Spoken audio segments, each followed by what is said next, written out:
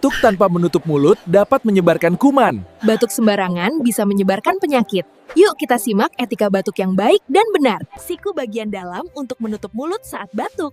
Kedua, gunakan tisu untuk menutup hidung dan mulut. Ketiga, gunakan masker. Buang tisu setelah digunakan ke tempat sampah. Cuci tangan dengan hand sanitizer atau sabun dan air mengalir. Ayo, terapkan etika batuk yang benar.